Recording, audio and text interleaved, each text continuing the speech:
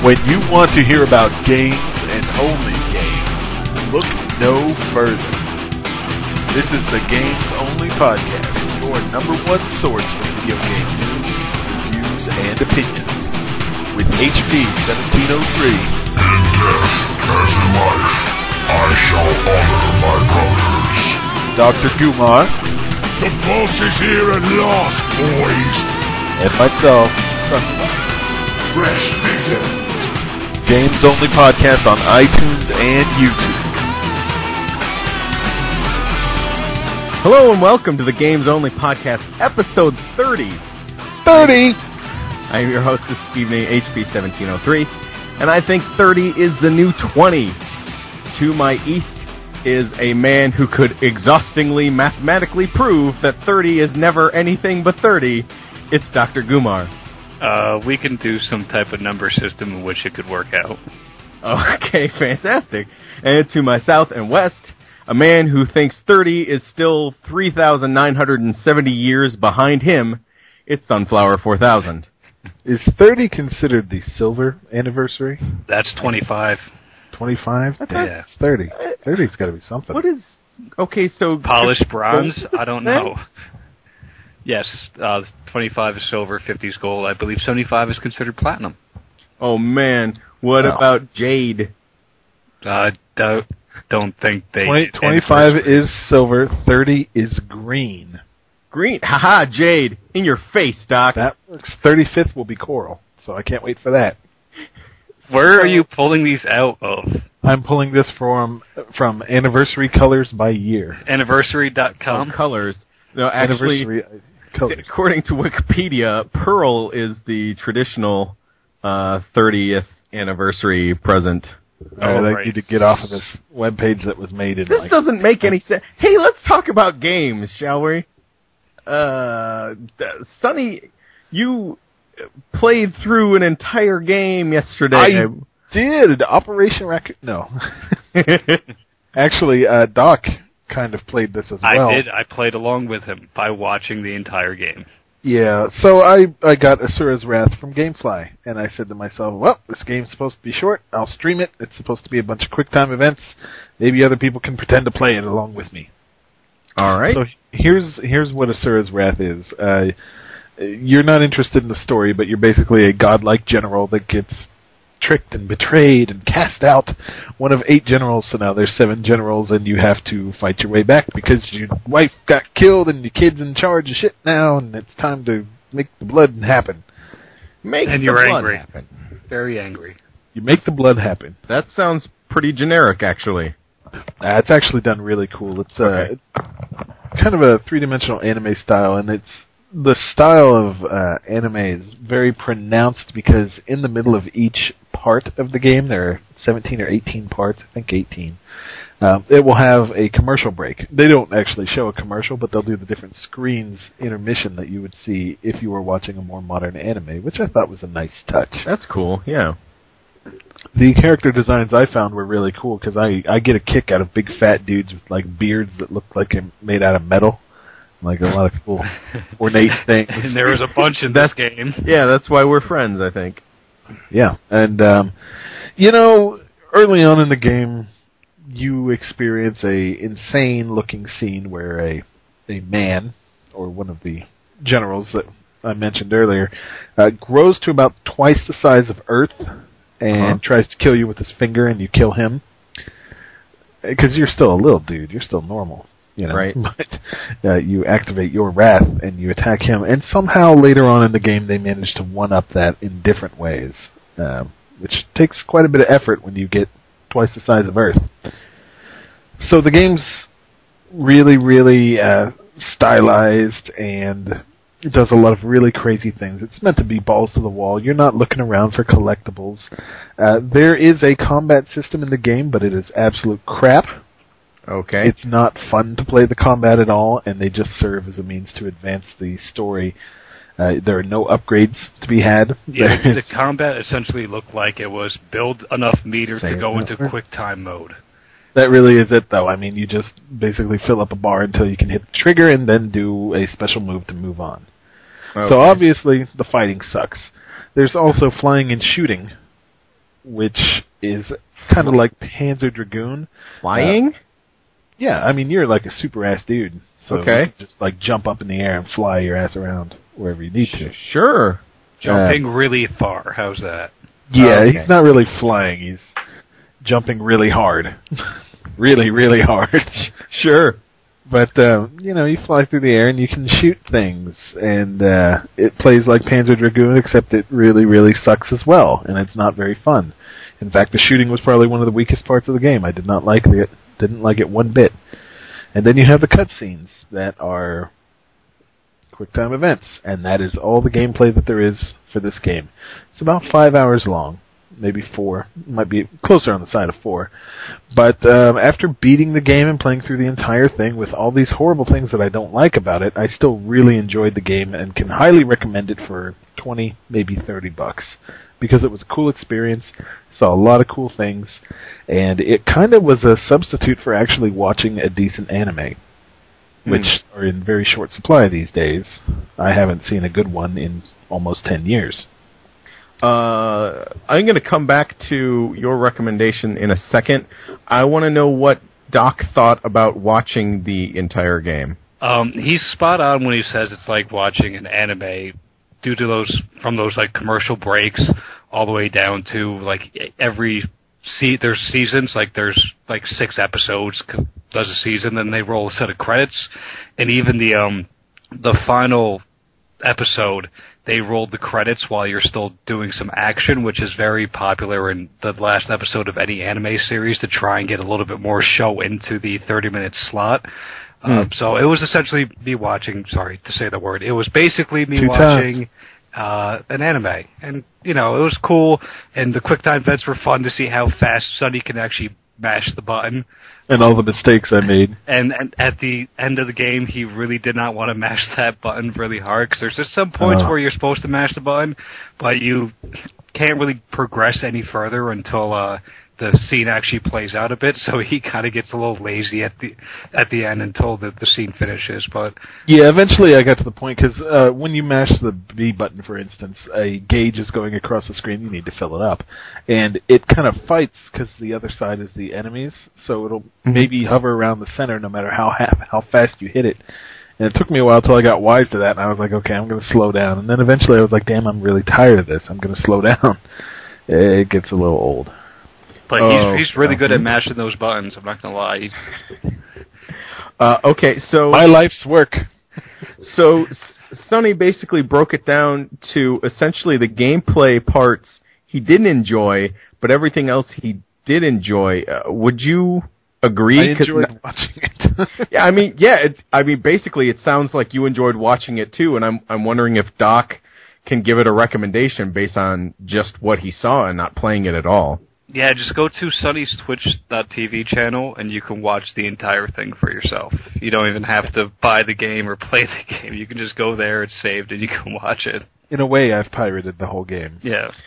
Interesting. Doc, did watching the game make you want to play it at all, or are you just happy to... I played the demo, I know how it feels, how it plays. The shooting is actually terrible, because when you go into the shooting mode, you kind of like stand in place, and you can't really move. And then there's a shmup style, but it's basic. It's bad. Yeah. It's not very good. You just play to see some cool shit, like Asura like drop kicking a big golden Buddha in the face. That's fun.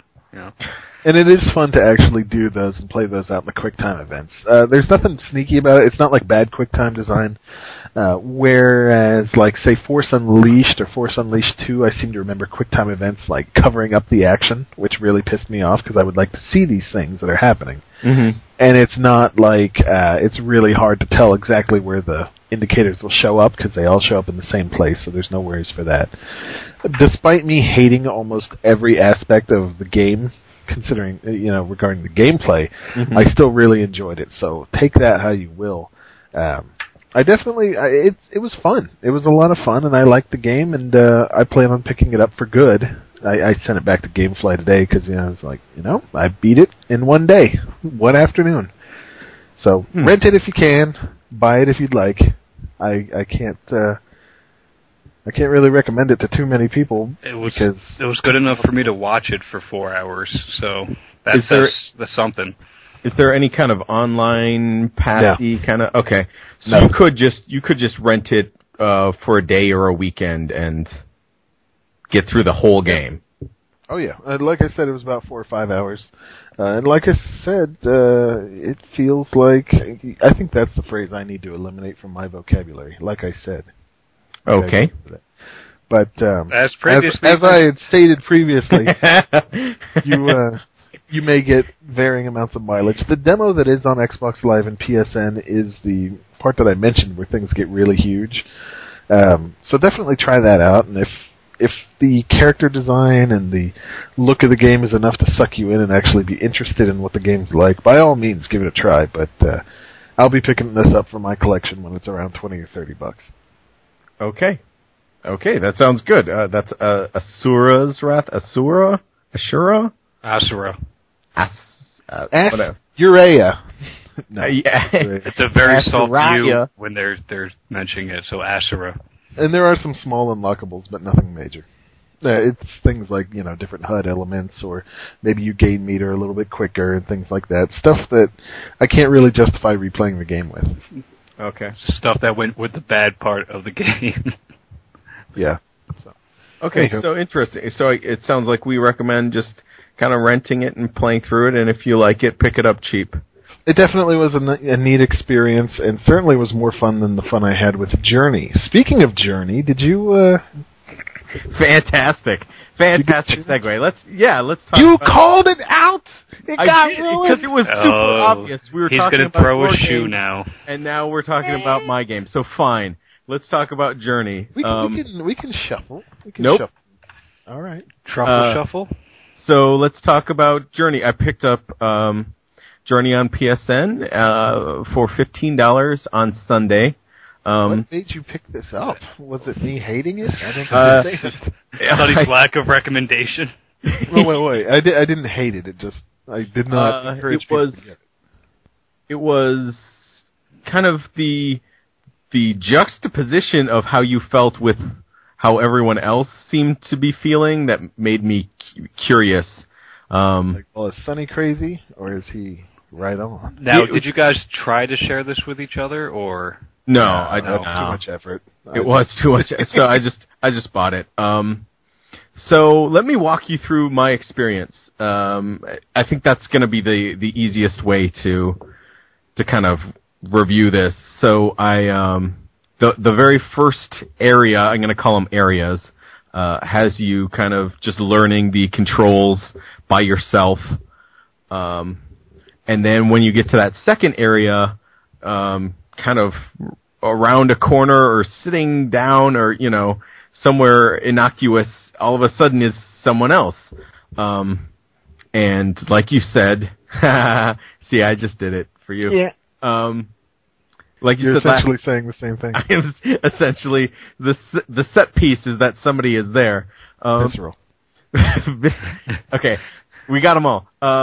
So right, another player is just there in your world, and you can only communicate with little chirps.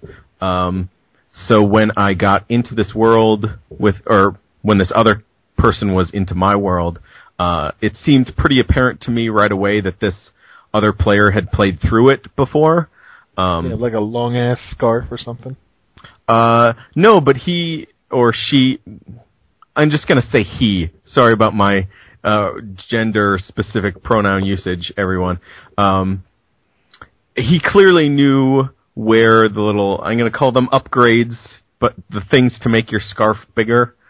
It's kind of interesting that you came across somebody like that, because that immediately puts it as kind of a big brother role and forces you into that as somebody learning. Yeah, and I didn't mind, actually. I thought it was kind of cool that I was going to have maybe a guide to this world without a lot of guidance in it.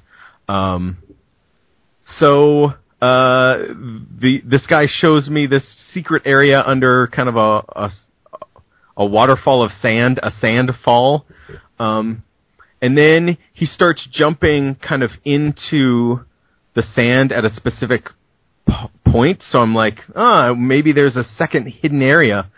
So I jump up into this area where he was jumping, and I clip through the mountain and end up on the other side of the mountain, inside the mountain. That's a bummer. And I am chirping for help. Chirp, chirp, chirp. And the guy's like, I don't know what the fuck you want me to do. I can't flip through the mountain. I was so upset. So he purposely glitched you? I don't know. Is that how you feel? I felt like he purposefully glitched me into the mountain. Hell of a first experience. So I was going to, so I restarted because you can't get out. There's no way out. So I restarted and I said to myself, if they're going to make me start from the beginning, I am done with this game. But on restart, on restart, I ended up in that same second area, and this time with someone who kind of clearly didn't know where to go. So my experience became one of two of us not knowing where to go and kind of trying to figure it out together. And I have to be honest, the experience, I decided to stick with that person. And for some reason they decided to stick with me. So me and that one person played the entire rest of the game together. Oh, wow. So did you glitch him through the mountain or no? No, I did not. You gotta pay it forward, dude. That's like that Big Brother shit where they're like, yeah, you can stick a fork in the outlet. I did it. Here, you do it. Do it real quick. No, I just did it. Check this out.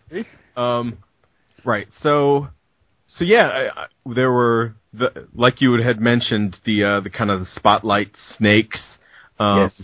So we kind of figured out how to hide by chirping at each other, and there's something very interesting to me, very fascinating about the inability to communicate or communication through kind of this Morse code chirping. It's kind of like expressing yourself through not your body language, but a device that doesn't have body language, so you have to try to imitate it. Yeah.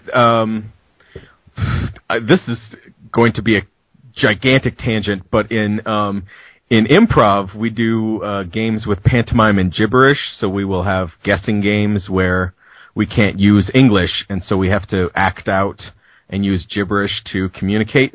And so I actually thought it was really cool that basically in this game you have to use this kind of weird gibberish language, like, beep, beep, beep, come over here. There's a thing over here. Just, I'm gonna keep beeping until you get it.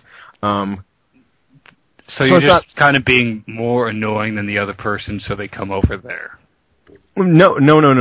Just to get their attention. Were you actually doing two beeps means you go this way? Did you actually come up with a system like that, or did you just beep until they kind of understood what you wanted to do? No, it was really cool because we kind of came up with our own little language. Whenever a new area would open up, we would kind of both just stand there and kind of soak it in for a second, try to figure out where we're going, and just not move. We would just both stand there and look at it, and then one of us would go beep, and the other one would go beep, and then we would walk. It was really fantastic. It was really amazing. So later in the game, when those snake things were coming, we were hiding, and for some reason he popped his head out, and the snake saw him. No! And so we scattered, and actually, for some reason, the snake attacked me rather than him. And so I went flying. I didn't die. It just kind of tear your scarf? Yeah, it took a lot of the scarf off. And as soon as I get up in the distance, I hear chirp. Like, hey man, I'm so sorry that happened to you. Come over here. And then I was like, chirp, it's cool. Yeah, so I don't know, that we had this weird level of communication that kind of transcended this game would have sucked with voice chat, I think. Yeah. Oh yeah. But the fact that me and this other person were both experiencing it for the first time, and we got this level of connection that was, transcendent. I will use that word. That's fair enough. That's the intent of this game. Yeah, that was really awesome, and I definitely feel like I got my $15 worth. However, now, did you figure out this guy's name? Is that what however is how disappointing his name was? No, it was like Penguin and then 4 numbers or something. Thank I was like, God. Who uses 4 numbers at the end of their name? What a moron. Some people I traveled with were like Smokes and then like Blaze every day and stuff like that, and I was like, well, damn, good thing they couldn't speak. So I think how much enjoyment you get out of this game is really dependent on who you take on your journey, if I can be cheesy. So I think that is enough to say, there may be some people who will have bad, similar to your experiences, Sonny. They'll just have a bad experience with this game, because the game is open enough that is a possibility. You could have a really bad time with this game. And because I finished it in less than 2 hours, even with the restarting and the clipping was still less than 2 hours, I don't think I can recommend it for $15. I can say if you're interested in kind of having an experience like I am, then maybe you should, like the experience that I did, maybe it is worth $15 for you, but there is a possibility you could have an experience like Sonny did, and that is totally, that's a random roll, man. You have no idea if that's what you'll get. Your experience will vary. You could get somebody who doesn't want to hang out with you at all and just, runs off and completes the puzzles to get by themselves. And I met like 14 different people on my journey. They did their own thing. That was, I don't know that I probably would have hated my experience if that was my experience. But see, I didn't know that there would be so much focus on having one person, because these people just would like fly ahead of me or vanish and never reappear. Yeah, we stuck together the entire game. There was even near the end of the game, you get this section where you kind of have unlimited flying power. Yeah, the death and ascent to heaven kind of. Yes. So we lost each other at one point. And I didn't know where he was, he didn't know where I was, and then kind of we both ended up landing at the end. And when we landed together, it was just like chirp, chirp, chirp, chirp, chirp, chirp, chirp, chirp, chirp. Like we were so happy to see each other again. It was really cool. And then as we kind of kept going forward to this, like really, the end of the game, obviously the end of the game, we just stopped and we just kept walking together. And it was, again, a really great experience. I'm glad I bought this game. It was worth the $15 for me. But I can't say that my experience is going to be your experience, and $15 is a lot of fucking money for a game that's like an hour and a half. It's like what comes on the box. The online experience may vary. Yes, exactly. So, like Sonny said, roll the dice if you want to. If this sounds like something you could be interested in, maybe. Will you ever play it again? That's a good question. There are a couple people that I wouldn't mind showing the game to, but I don't know that Good idea. I don't know that I would want to play it by myself. It's one of those games that's maybe easy enough that a girlfriend or wife or a non-gamer could just, A girlfriend or wife? Yeah, very sexist. Or perhaps a female friend of yours. Somebody with 2 X chromosomes. Suspicion. But Okay. it seems that it's the type of game. What you're saying is that it's the kind of game that people that maybe aren't too worried about success or failure in a game may enjoy. It is a game that the non-gamer can play and kind of be interested enough in to enjoy it. And it's short enough that if they don't enjoy it, they'll be done soon. Did you feel like the last third of the game in the snow went on a little bit too long? We had gotten after that first experience with the snake where he got me, we got hit with the snake a couple more times, and like it was to the point where I think the next time we got hit we were gonna die.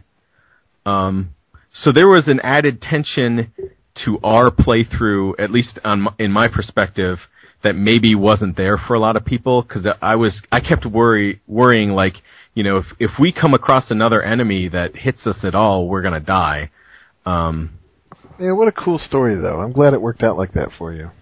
Yeah, I totally, if you're gonna pick this up, I totally recommend trying to stick with somebody, even if they don't want you.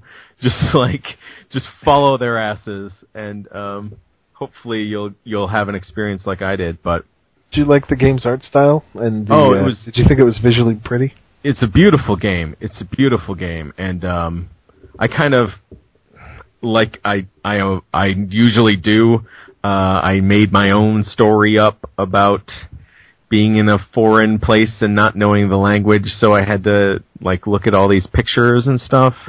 So you were immersed though? Do you think a lot of that was due to the game itself or due to the companion that you had? I definitely think it was the companion, the journey together with someone else. Okay. That's what got you invested in what was going on. Yes. Had I played this game by myself, I don't think I would have been invested. Very interesting. Yeah. Well, I'm glad you took the plunge, and I like hearing another viewpoint from somebody that I can trust and not a magazine. Oh my God, you're so sweet. Yeah. Speaking of Operation Raccoon City.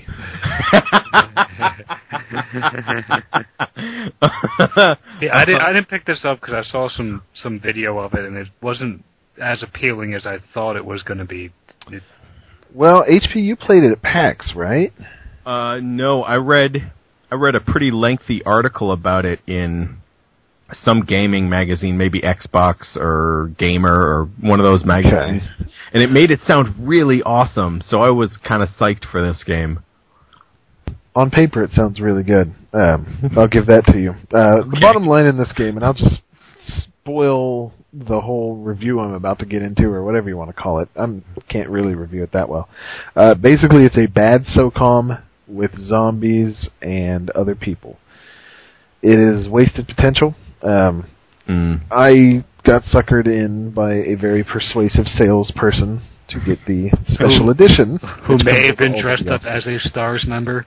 And may also live with me. I want some of that umbrella cake so bad you don't... I do too. Believe me, I didn't get any. What? I mean, what? I couldn't. Anywho. So...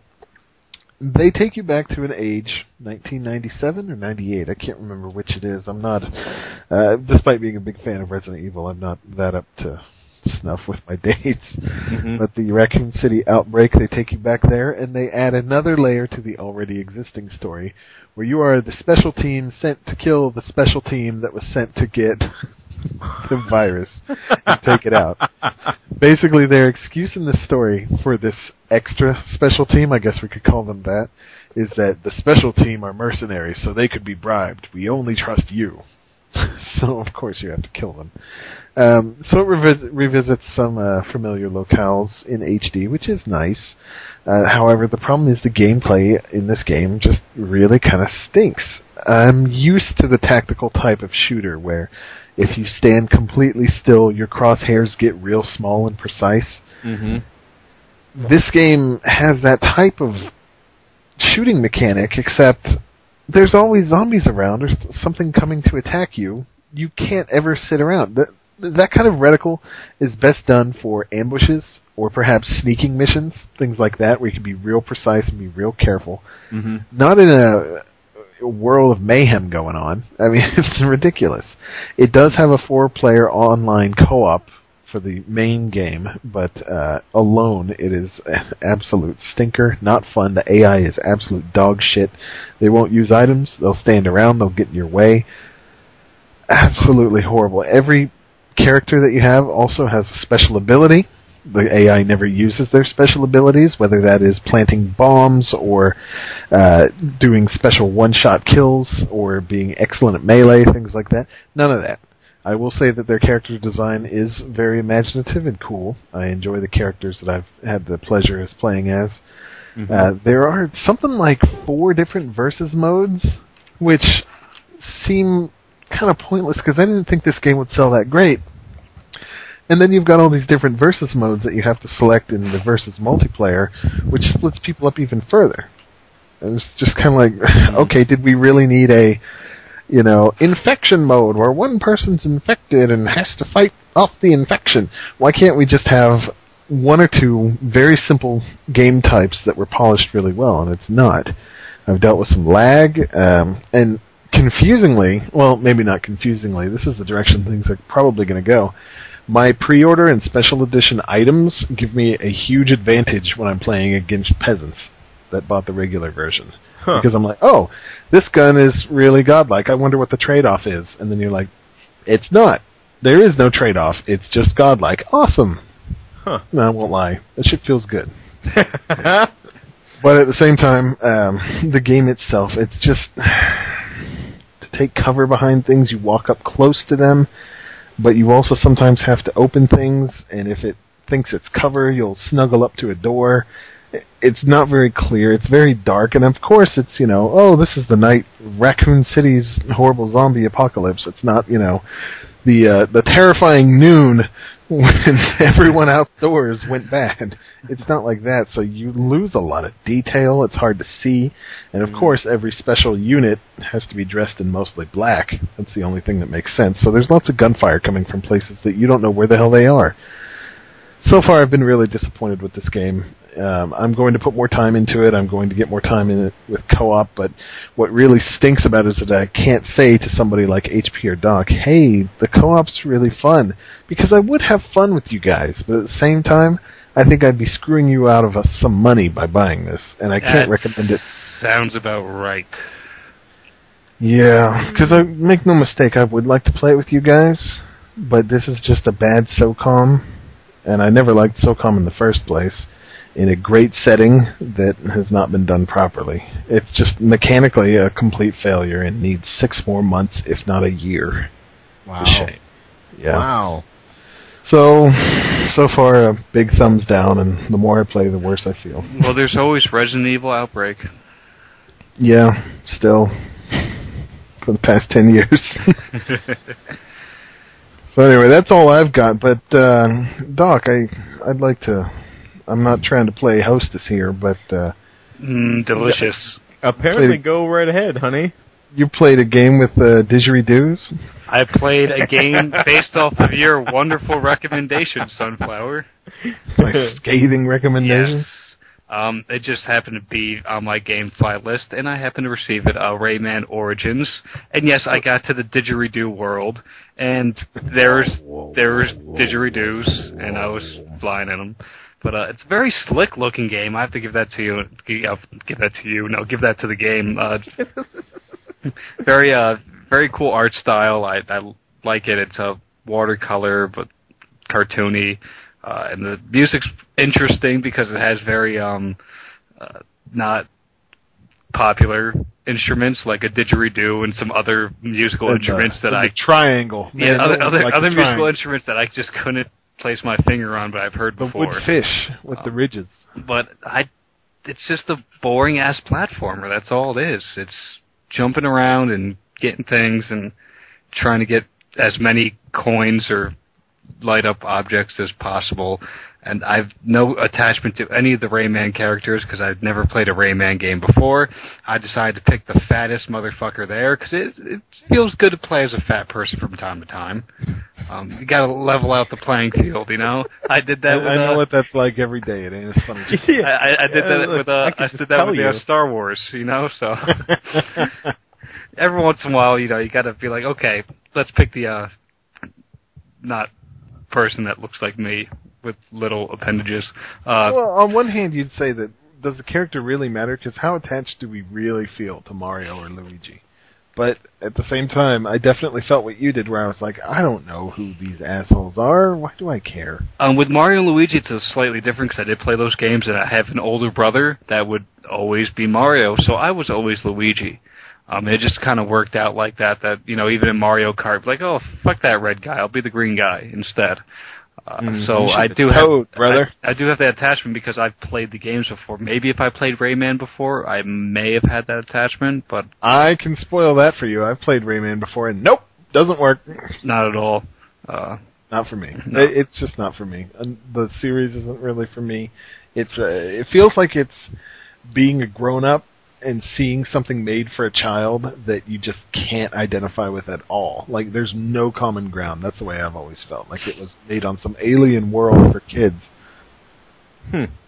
Yeah, I don't think platformers are really for me anymore. I mean, I could give it to my nephew, and he might struggle with it for a bit and then figure out how to play with it, which is great. I think that's what platformers are for. They're for the younger crowd. But I couldn't have fun with it at all. It's just like, okay, I'm going through here. Oh, I found this secret. It doesn't give me much.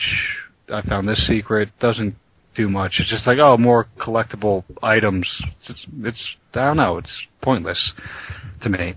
Maybe HP you'd have more fun with it because there are collectibles per se, which you get bonuses for collecting the most boners. I'm just going to call them boners. Yeah, you collect the most boners in the game, and you get bonuses at the end of the level. Like if you collect 350 boners, that's a hell of a lot. But I think you can do it. Bonus. You get bonuses at the end, but it's like there's no reason for me to replay through that level, even if I was within like 2 of getting the ultimate prize. I need 2 more boners to get the ultimate prize. And I was like, well, I could do it again, but I don't fucking feel like it. There's no reason for me to go and replay the level. If you were to replay it, would you have to collect everything again, or just the ones you missed? Pretty sure you probably would. Yeah. That type of setup. Better games than this have collectibles. Yeah. Yeah. Well, at least it's a nice-looking game. I think, Sonny, you mentioned it would be great as a downloadable title, and I agree with you for that. But like platformers, I don't feel deserve $60 price point. Not enough gameplay, no story involved. It's just jumping around and kind of having fun, trying to. Kind of having fun. Yeah, I tried to. I really did. Back of the box quote. Kind of having fun here. That'd be great. You kind of might have sort of enjoy this. But yeah, okay. I'm returning it tomorrow. Wise choice, I say. But I got like 100 achievement points out of it, maybe like 75. I'm good with that. It would have probably been much more fun had they included online co-op instead of keeping it local. Yeah, I can't believe that decision. And between this and Kill Team, what the hell?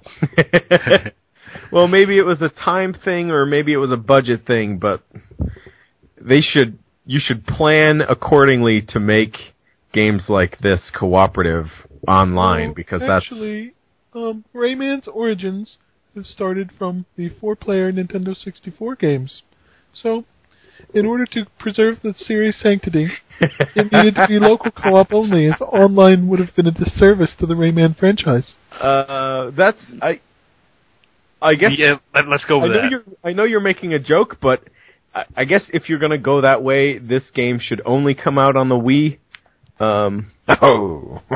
Graphically. No, I don't think the Wii can do bright colors like that. Well, then it shouldn't come out at all. Cruel. Sounds like a nightmare, if you ask me.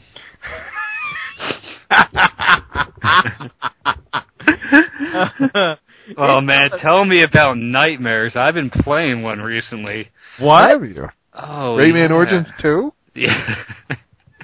No, I've feverishly tried to beat American Nightmare, Alan Wake's American Nightmare today. I'm pretty close. I thought I was almost at the end the last time we talked about it, and then it sent me back to the beginning.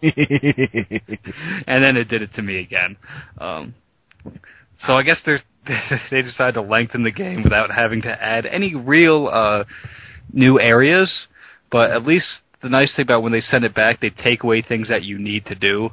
Like, they sent me back to the first area, and the chick I was talking to was like, hey, I got these 2 things, but someone stole this, and it's in an area you didn't go to before, so at least that was nice. I got to see a slightly new piece.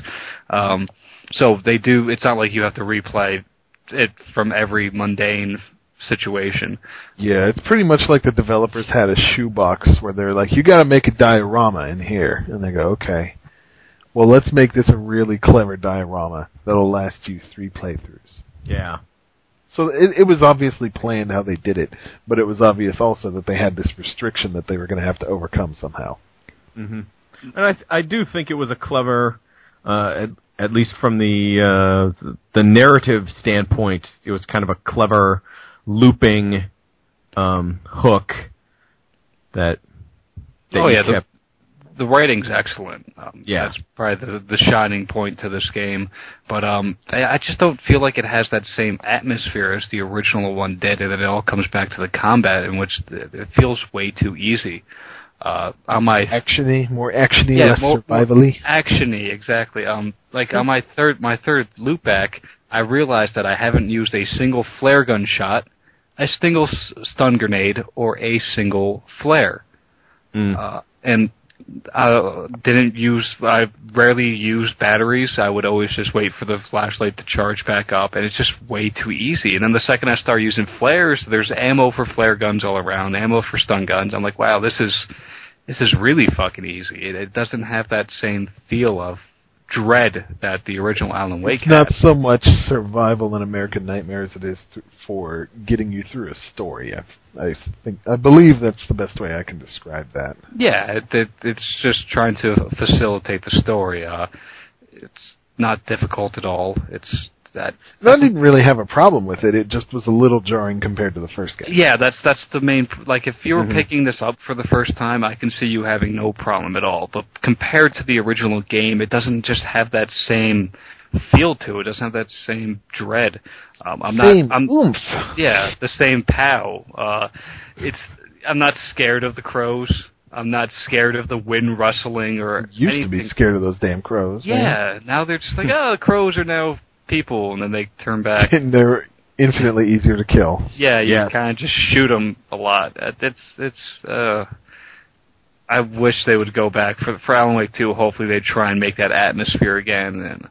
But if this is where it's going, it's not going to be as great as the original. I don't know. I think they'll go back to that same atmosphere. I felt this is more of a side story, which is a little bit played looser with the rules of their whole universe that they've got. It was a lot more fun. Like, it was meant to be fun and enjoyable and not necessarily terrifying. So I liked the way that they did that. I mean, I do appreciate the fact that my poop stayed inside my rectum this time, as opposed to going all over the place.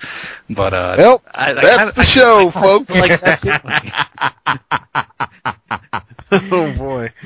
Wow. I probably have another 20 minutes of gameplay, and I'll finish it up. But yeah, I hope they don't ruin Alan Wake 2 by using this type of combat. Oh no! It has the sense. This game feels like when you have a TV show that every once in a while has like one episode where they just nothing is canon and they just play around with things. Yeah, like Buffy where they did the musical. Yes, like Buffy where they did the musical. To me, I kind of would see that analogy as kind of like the difference between Terminator 2 and Sarah Connor Chronicles. One of them's lighthearted. One of them is not anywhere close. Sure. Terminator 2 was pretty lighthearted, I must say. They cut the smiling scene out. I remember this. The smiling scene? Where he tries to smile like the Terminator, as played by Arnold, tries to smile like somebody, but like literally smiles just like him, and it looks hilariously creepy and weird. Huh. I am smiling. Yeah. So, you know what? What? Terminator, whatever. He's a cool robot. right? I would like to shoot him.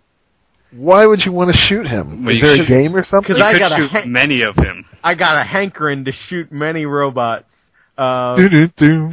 which is the name of an Xbox Live Arcade title that I have recently been playing. You say shoot many robots. Are there famous robots in this game? Nope. Oh, I thought there were. Are you a robot aficionado like I am, though? No, I'm not. Like, Okay, did you see Johnny Five in there? Yeah. Would you have recognized Robbie? I don't know. What? Robbie the robot from Lost in Space? Who? What? Okie dokie. You are Danger, not Will no Robinson. robot club for you. That's fine. I don't need to be a fan of them. I just need to shoot them. And I do. Shoot Many Robots is a cooperative, I will say Contra-style game that has some RPG elements. You collect the nuts of the robots, and you can use them to purchase gear. So you have a primary weapon, a secondary weapon, hats, pants, and shirts, I think, or backpacks or something. Got you. Yeah. Clothing? Right? So you can dress up your dolls, and each one of the different items has kind of a different bonus, so you could get more. Oh. Yes, Yeah, I know, you. right? Yes, they do. So yeah, you can do more damage, or you could get more health with the different items, and you can actually. So I jumped into it the first time with a couple guys from Co-Optimus, Cub and Locke, who were much higher level than I was. But you can re-equip lower level gear. Lower level gear is still available to you in the store, so they could have level 1 guns, when that was all that was available to me, and then I level up to say 5, and then they can roll with level 5 guns. And so in that respect, you can keep replaying the game over and over again with friends, and not make them feel like they are horribly underpowered. But it doesn't scale by itself, right? You have to manually scale. Correct. They could still roll with level 25 gun while I'm still on level 1 and do way more damage and steal all the XP. Well, I think you gain. I think it doesn't matter. I think you just gain XP because I was not getting a lot of kills, but I was still gaining levels pretty rapidly. And the nuts are shared at the end of the level as well. You get more nuts based on kills, so there is some incentive to kind of get more kills, but they're comparable. They are separated at kind of comparable levels. So even a new gamer who just picks this up will feel like they're progressing in the game and getting access to better gear and helping. And I really think all of that stuff was done very well. Very good. And yeah, it's just kind of a mindless kind of shooty run to the right and shoot things. And sometimes there are levels where you're just in one area and a whole bunch of robots just kind of dump on the screen and you just have to survive.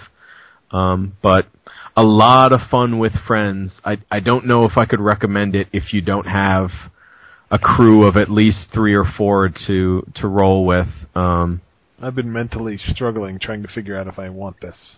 How much is it? It is $10. $10, that's a bargain. Most everything's $15. Right. So yeah, it's only 800 Microsoft points, which is why I bought it without playing the demo. Well, if I didn't buy all those Spectre packs, I would already have $10. Same here. Yeah, but I believe there's a demo, so give that a shot. This is a game I played at PAX, so I kind of knew what I was getting into. But yeah, I do think the fact that you can go into levels with lower level gear and make everybody feel like they're contributing is really key. It makes it a new cool experience every time you kind of play through it. Hey, how's your Mass Effect 3 journey going? How's my Mass Effect? I'm like 25 hours in, something like that. I'm still collecting my crew. It feels like there are still people missing. It should feel like that the entire time, I would think. Oh, okay. Well, I just ran into Samara. And you're like, yo, what up, baby? I hey, like your crown. You look like Superman. That's a tiara. Is revealing. Yeah, so... Right. We could. You having fun? I am. I was thinking about this when I was playing Journey, because thinking of Samara. Yeah, because basically Journey is a game that if you can't enjoy getting from point A to point B, that's the entire point of the game. The destination has kind of nothing to do with Journey. It's Journey. It's the journey. Yeah, I mean, it is a very appropriately named title. And regardless the one of that I had planned, which was travel.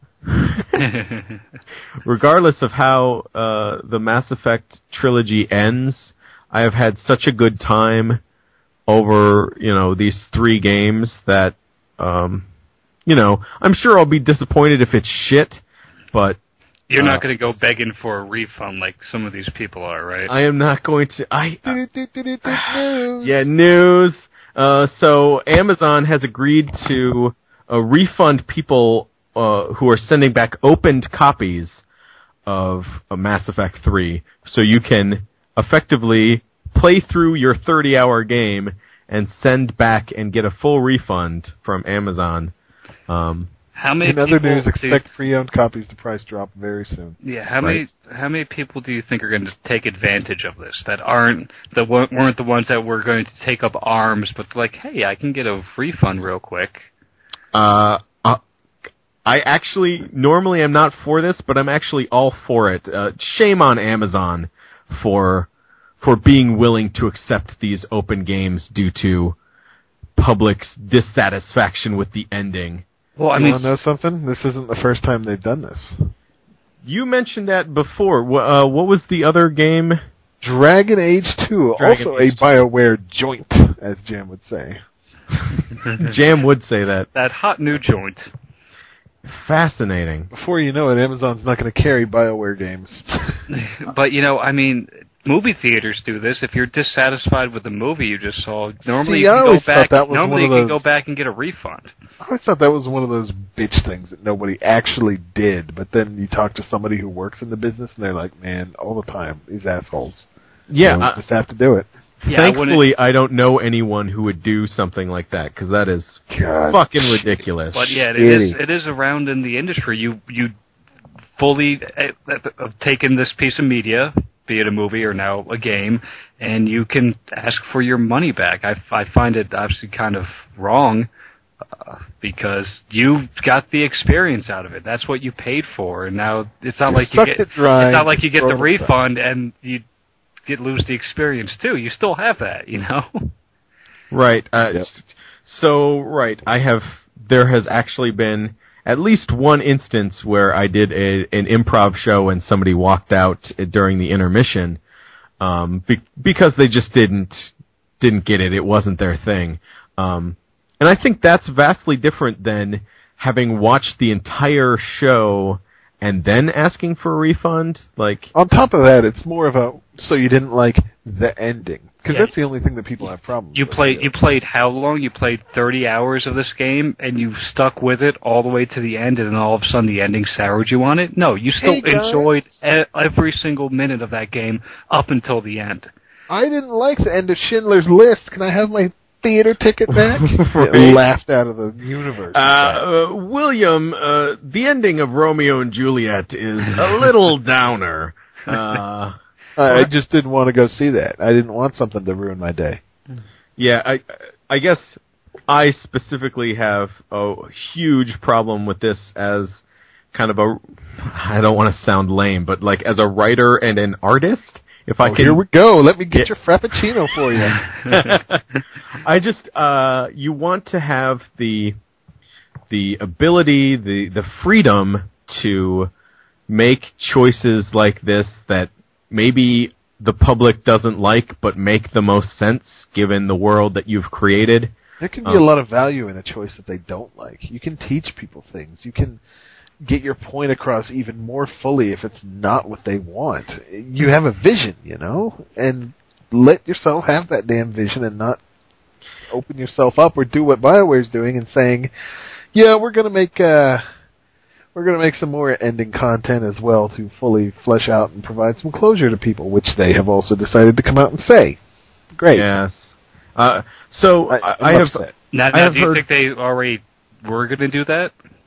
No, not necessarily. I think they're going to give us basically that shitty comic book that PS3 owners got when Mass Effect 2 came out, where you could make some choices. I think you're just going to get this shitty little add-on story content. You're not going to. It's going to be cinemas. I mean, it can't be gameplay. Well, I mean, they could do multiplayer level type gameplay, because you got to know that they're working on making more levels for multiplayer. Yeah, I'm sure they'll do that. So those would also be independent little missions, which is also why after you beat the game, it spits you back out of the Normandy before all that stuff happened. And it's like, here you go, you can explore the galaxy again. Yeah, well, that's the way they do DLC content for most games, though. Right. They always spit you out right before the Final Fantasy 13 2 did that. They spit you right out before the point of no return. Yeah, and they have to do that if they want to make DLC like that. So I understand, but that doesn't make it. See, my problem with the ending wasn't the actual ending itself. I mean, no matter how distaste I have for the ending, but it's just the fact that I watched all the possible endings and there's no difference. And I mean, back even in Chrono Trigger, for example, they had a dozen distinctly different endings they had for that game. And in this one, you have all these choices, tons of choices in the world, and at the end, every ending is exactly the same, save for a color. Hey, there's more things different. And I watched it, and there's not more things different. It's pretty much the same exact ending, and that bothers me. That they didn't put in enough effort to make it uniquely different for the decisions you actually made in the game. But those decisions don't matter.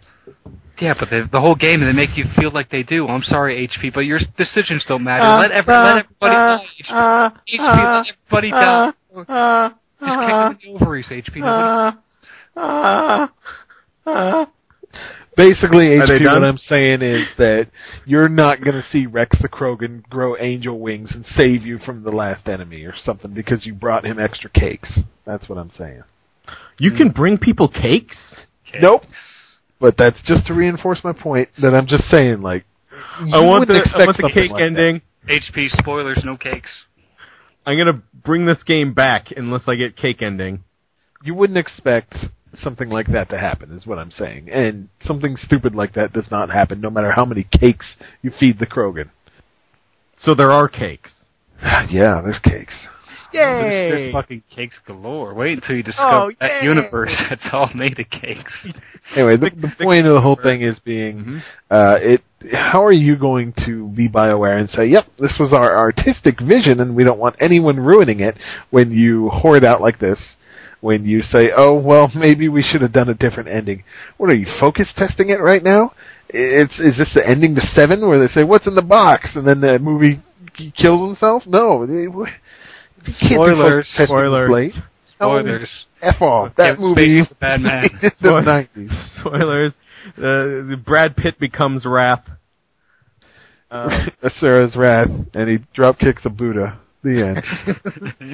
That 7 was really ahead of its time.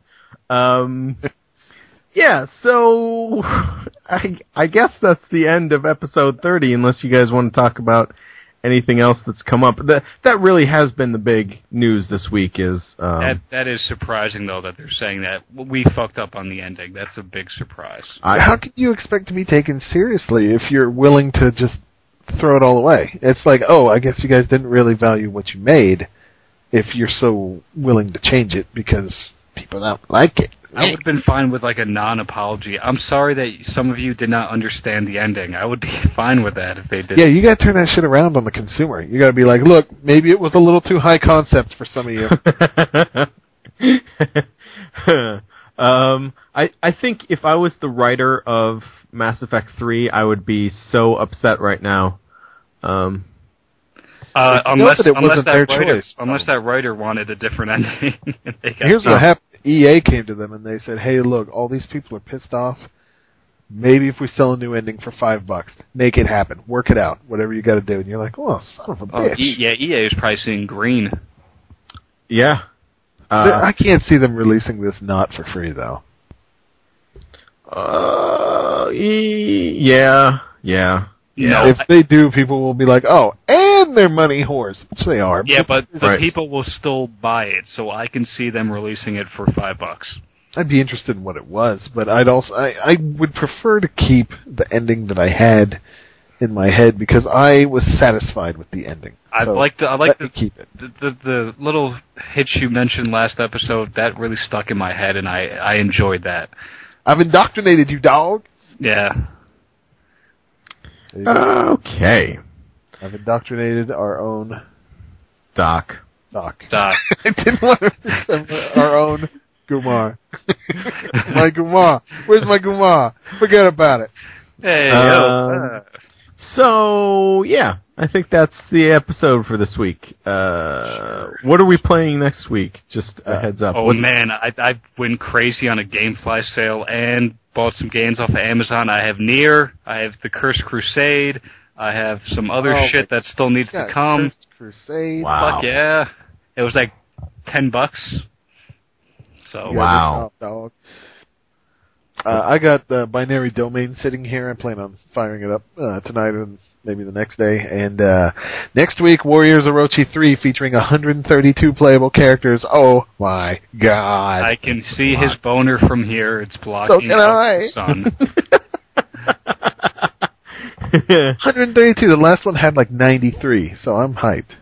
Now, did you actually play as all 93? Or yes, sir. Had to be done. Wow.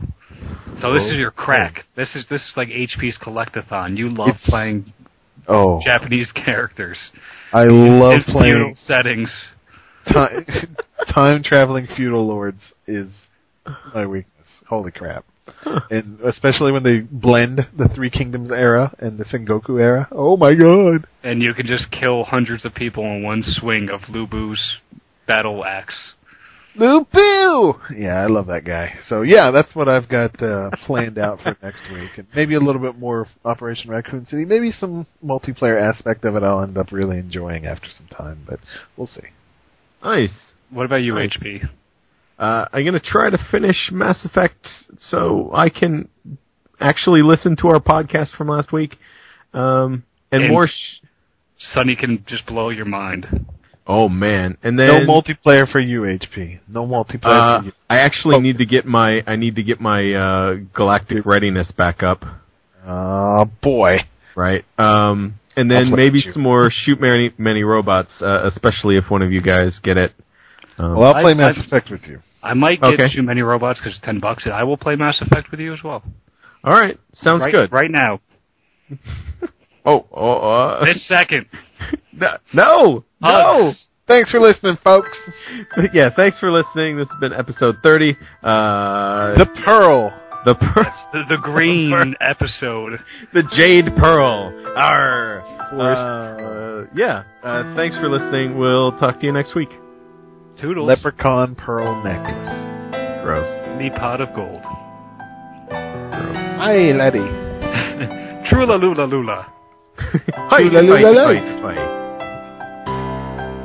Frosted Lucky Charms.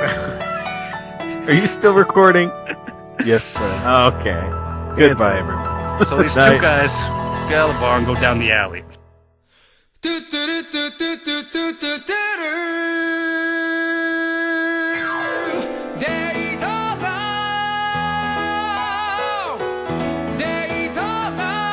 Let's go away.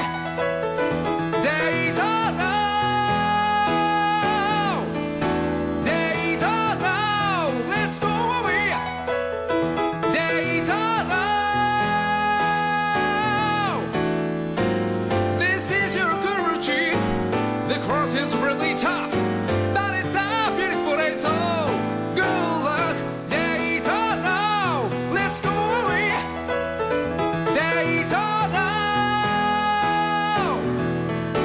Daytona, let's go away, Daytona.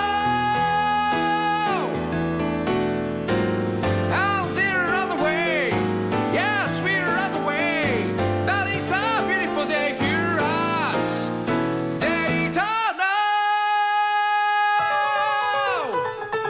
You follow right behind, trying to make a hustle there. You'll all over the track, let's see some control. There's a crash coming out on turn 3. Better watch yourself. Hey, are you alright? Somebody coming up behind you. Oh.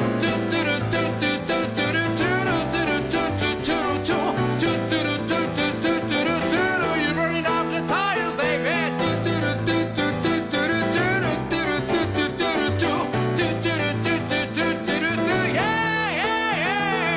Woo. Daytona, let's go away. Daytona. Daytona, let's go away. Daytona. This is your cover, chief. The course is really tough, but it's a beautiful day, so good luck, Daytona.